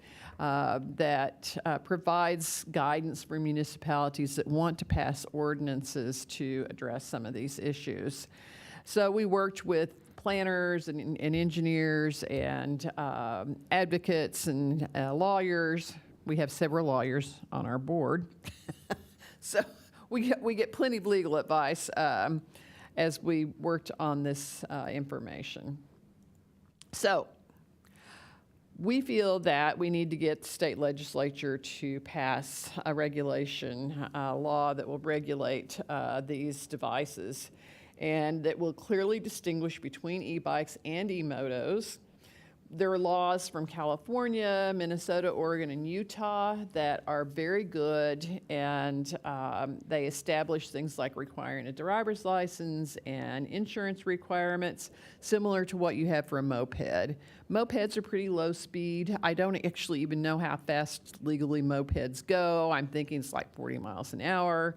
But they're very similar to mopeds in terms of their use and speed. And so we're asking for, people's support for our advocacy to get this legislation passed. And in Chicago, we'll be asking local ordinances be revised accordingly after the state law. I mean, there are suburbs up there that pass laws like saying if they catch a child under the age of 18 on an e-bike, they will confiscate the bike and take the child into the police station until an adult comes and picks them up. That is really draconian, in my opinion, and makes it really hard for kids, for example, to get to before and after school activities like football practice and band and things like that. So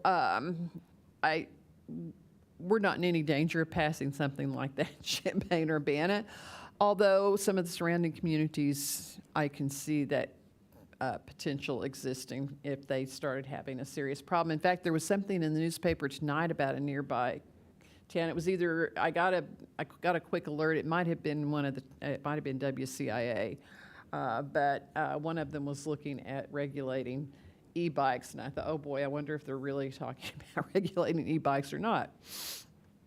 And frankly, people on pedal bikes, you can bike 20 miles per hour. You can, on a pedal bike, you can, right. I mean, when you're group biking, when you guys were, how fast were you going on when you were pack riding together? Yeah, 20 would be common. Not every day because we were doing 75 miles a day. So Yeah, I had a woman. consistency, but 20 is more than possible. I had a woman who worked at the U of I complained to me once on a bike listserv group that people would get in her way on the trails. And I said, well, how fast are you going? She said, well, I'm going 20 miles an hour on campus on the multi-use pass. I said, if you're going 20 miles an hour, you should be in the road because on campus, in some places, the speed limit is only 25 miles an hour, so you would be going with the traffic flow. So, I thought that was really enlightening that she felt like people should get out of her way when she was biking 20 miles an hour, and this was long before e-bikes. So we also want this to regulate the retailers and restrict them from e-motos from being advertised and sold and labeled as e-bikes in Illinois. And we would like to educate consumers more and include repercussions for retailers and manufacturers that do not comply. We would also like for there to be better education. We had legislation that was passed in 2018 that requires pedestrian and bicycle education in our schools, but there was no guidance given as to what should be taught. There is no requirement for it in terms of how much time. So you could spend 5 minutes discussing it and meet the requirement. And so it just has not worked in terms of providing education. We've struggled with this for years, and we tried to get the part of state government that creates curriculum to approve a curriculum for the schools, and we literally failed in getting them to do that for us. So we think rather than, setting up penalties for not doing it, there should be incentives for schools to do it and to help make it so that children learn how to get to and from school, walking and biking, and then to work with the Illinois State Board of Education to develop the curriculum and standards. There's plenty of stuff out there. We do not have to create it from scratch. We can easily take, it talks here about the Minnesota content. We could easily adapt that. Michigan has good curriculum. Some of the West Coast states do as well. It's And we should 8:45, by the way. Pardon? It's 8:45, Yes. by the way. We're just about done.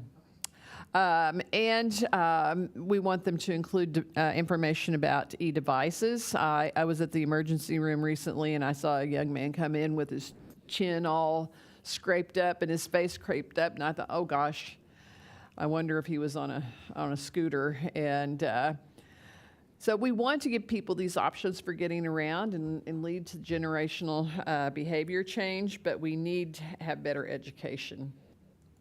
So, in summary, e-bikes, e-motos, and micromobility are part of our current and our future transportation system. We need to distinguish between e-bikes and e-motos and have enforcement of that. Everybody is confused, not just the public. And we need the state and municipalities to work together to develop these new mobility, to integrate these new mobility modes. And to do it thoughtfully, because some of those communities, one of the mayors then complained about, well, if they're going 20 miles an hour, they may obstruct traffic on the street. So, then we're talking about eliminating the ability of people to get around who use e-bikes that go 20 or 25 miles an hour. But we want people to be able to live, work, and play safely, and we can do that. So this is just some information about Ride Illinois. Please join. And this is from our most recent newsletter. And I'm happy to answer any questions. Can you share the slides with me? Sure. Because I need to make quite a few changes to our set of rules. Oh, okay. I adapted this, by the way, the e-bike information, e-motos information from a webinar that Ride Illinois and Active Trans did, but I'm happy to give you mine. Okay. Any other questions? I would just say the one thing about bike education is we are teaching people how to play football, basketball, Yes. and a variety of other activities. And two things that a lot of people will come across in their lifetime is swimming and biking. And if we could integrate that into the curriculum, it would just be really great. I think that they teach swimming. And, swimming and biking are things you can do through your entire life. But most of us cannot continue to play football, basketball, soccer, baseball into our older years because our parts wear out. It will also save you thousands of dollars. Yes. Yeah. I've recently upgraded to many more e-bikes because of my knees, which are very bad, but biking is the main way I can get exercise now. And so that's why I did that, was so that I can continue to be physically active. Well, if no one has any more questions, Thank you, Cynthia. Please Thank come you. back anytime. I'm sorry Bruce wasn't here because he was the one that had a lot of interest in this topic. Yeah, and I'm also interested in when you're ready for the next slate of legislation that you're trying to get through. I would love to know more about that. Absolutely. That will be this spring, and I'm sure we'll be working with Active Trans, and I don't know who all else. We may be needing to work with if there's any sort of a realtors group in Illinois. Bike shops generally are already only selling e-bikes, most of them. Most of them, at least in this area, are not selling e-motos. So... I Yes. know, like, we're almost out of time. but Yes. I have, like, two questions. Yes. So one is about the legislation that is going to be passed or will be in effect from January 1st, 26. Yes. That is just the fire safety piece for batteries. Yes, and the Correct. reclassification of bikes. And the new classification of Yes. of bikes. Yes. Not the e-bikes versus e-motos. No, we have not introduced any. This blew up this summer. Okay. Okay, so it's just the fire safety Yes. thing that you will certify or Yes. similar. Yes. And okay. Yes. The second question is how would we prohibit Amazon and like online retailers from selling these to anyone in Urbana, Champaign? Well, it would for be instance? illegal for them to do so, just like it's going to be illegal for them to sell batteries that are not UL certified. It would be much better if the federal government would do something like this, but right now it seems incredibly unlikely that anything like that would pass through And- Congress.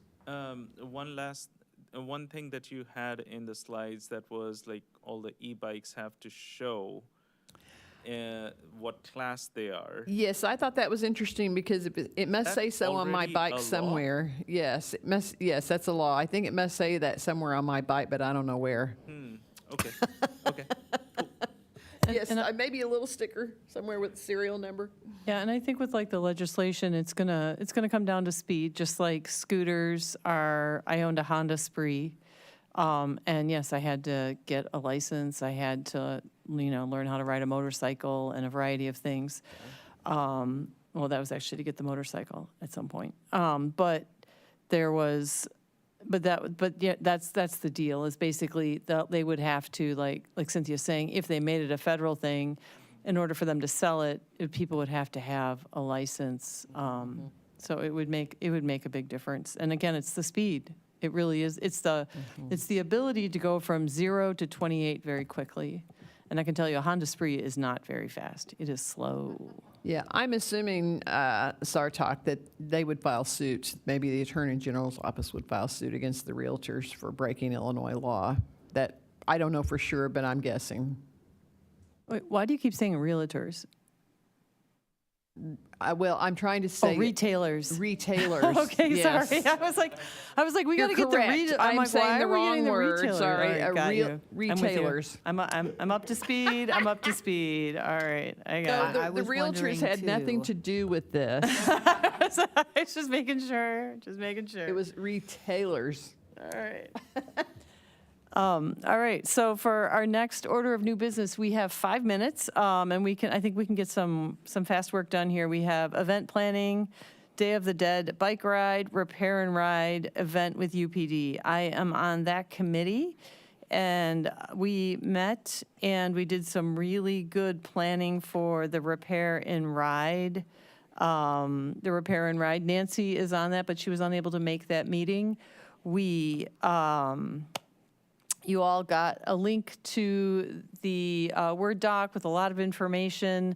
There's a lot of ideas floating around. We would like to do it in April. We would like to work with the Park District. The Park District would like to help if we're going to do it would be Champaign County Bikes, which would be Cynthia and Jeff. If you want to do a Build a Bike program, they would be able to help you find eligible students who they think would be good candidates for that. The repair and ride concept is going to be like a bike rodeo, and we will basically do some basic instructions of how to ride a bike. They would be, there appear to be 3 officers on the Urbana Police Department force who know how to actually fix bikes, which is kind of amazing. I'm not very good at it myself, so that was kind of exciting. We have $300 to spend, which I think is probably going to end up just being bike lights. And then also, Sarthak, I know you might have some lights for us to give away. I believe, yeah, we might have, lights would be great for all sorts of community events, including Day of the Dead, which will be Saturday, November 1. That is really coming together fast, and that will be a bike ride at Crystal Lake Park. There will be helmet fitting. There will be crafts from the Urbana Free Library. We'll have bike safety tips. We're going to have bike rodeo, learn to ride, thanks to Champaign County Bikes. We're going to do a ride in the park. So the park, you won't be going on any streets. You'll just be riding in the park.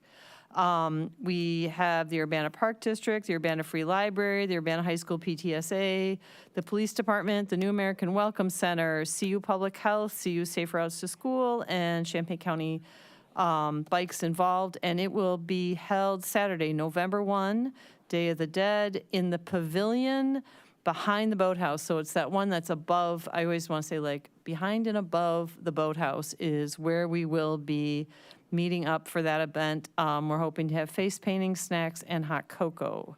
So that Day of the Dead, I think will have a similar feel as the repair and ride event. And we would like to give out lights, hopefully. I don't know if we're able to get lights by November 1. You already have lights. Oh. I dropped these off last week to Urbana Police Department. I dropped off 50 sets of bike lights. So 50 red lights, 50 white lights.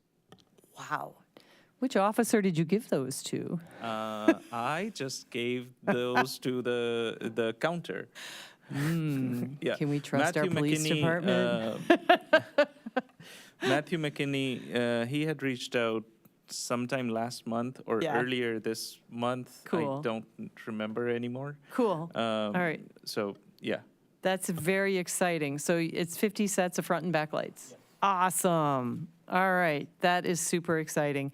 Yeah, so that's what we want to make sure when we have this event. We're in touch with the teen hangout zone at the Urbana. That's where we're sort of thinking of doing this event around that time with them, and we will have more to come with the repair and ride event, but that will be a spring event, and it will hopefully set people up.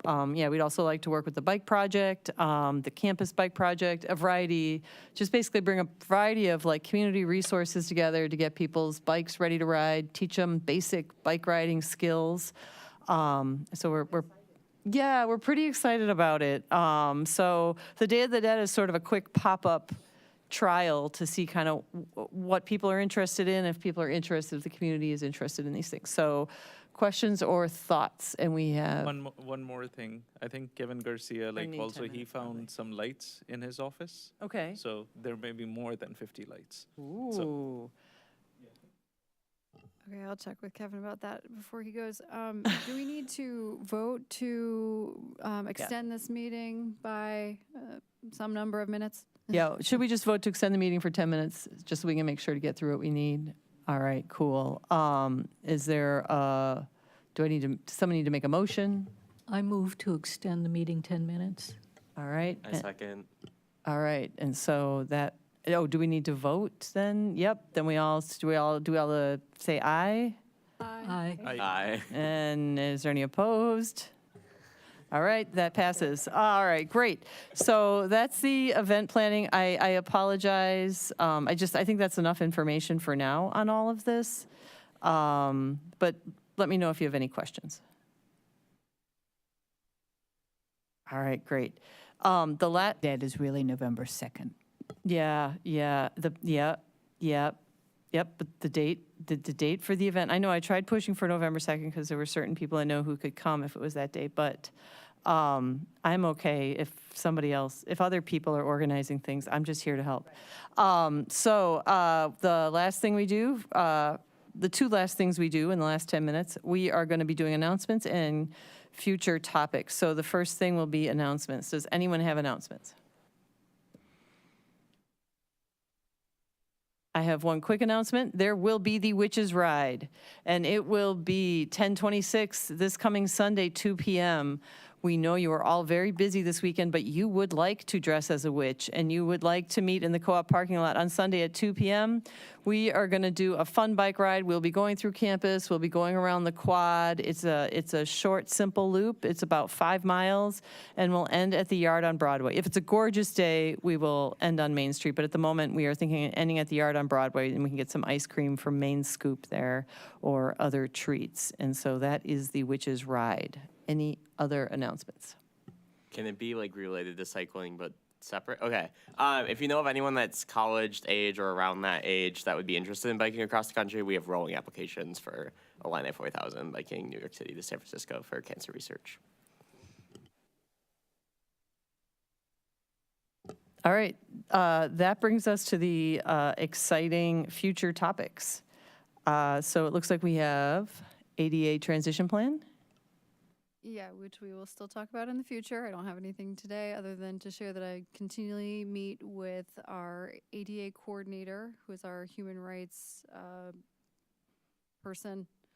I'm blanking on the title right now, but yeah, I meet with her regularly, and we are, as we figure out a plan here, I think we'd still like to have a working group through BPAC and maybe through the Human Rights Commission. We have a combined group of members to focus on ADA compliance and updating our ADA transition plan. So more to come with that. That's exciting. So we will also continue our discussion of spending the remaining BPAC budget. For those who are new, we have $1,500 a year. $1,200 goes towards Light the Night and the bike event on campus, the Bike to Work Day, and that gets the money's pooled together, and there are T-shirts and lights, and then we get 50 lights. And so what we're trying to do is figure out how to get those $300 directly into the community, even though we know that about 50% of our community are students. Would like to get some more resources. So we have $300.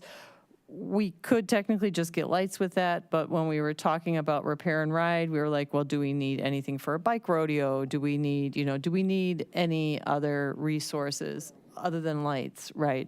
So that was the discussion. I'm interested in talking about, okay, I'm afraid to open this can of worms, but I'm interested in talking about Springfield Avenue in front of the Granger Engineering Library. I am very proud of the fact that we have Vision Zero on campus, and we have the most complex streets on our campus. And all around us, in the whole Regional Planning Commission area, we have seen the highest accident rates of anyone's lifetime, but not in the most complex spaces where we have people walking, biking, buses, scooting, emoing, e-biking, doing all sorts of things, except it appears there have been 2 fairly serious injuries. I know one of my student workers said they know the person who had a head injury last year from one serious injury at that crossing in front of the Granger Engineering Library, and I believe recently there was another one. So I'm not sure who owns that street, if it's us, if it's IDOT, but This would be a future topic. yes, that's what I would like to talk about. But I'm not the expert, and so that's where I'm. So I'm managing a project under design Springfield Avenue from Wright Street to basically where the Springfield Avenue project at Lincoln on east of Lincoln stopped. So just before you get to Lincoln. So I can add that to the agenda and give you guys an update on that project in a future meeting.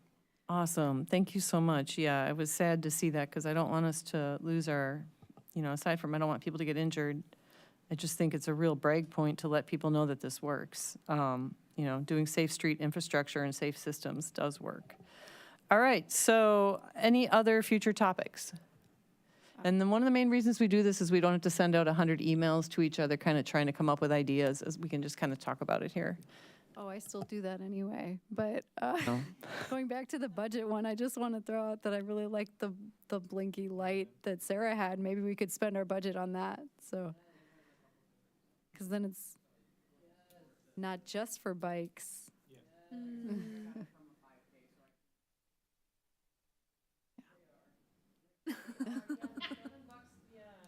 This was part of the whole, yeah, well, we had a crazy long, I keep meaning, I keep meaning to, I would like to have updates monthly of where our accidents are, whether it's a car or a bike, or I don't care how it is, because whatever we're seeing are going to help us get closer to creating safe systems for anyone who's using our, on our roads. Yes, I actually train the current coroner right now, so I can ask if I can get monthly stats on any pedestrian or bike fatalities that she can just send me on a regular basis, and I can get those available. Would it be, really appreciate you coming and presenting and folks coming to this meeting and everyone's energy tonight. It was great.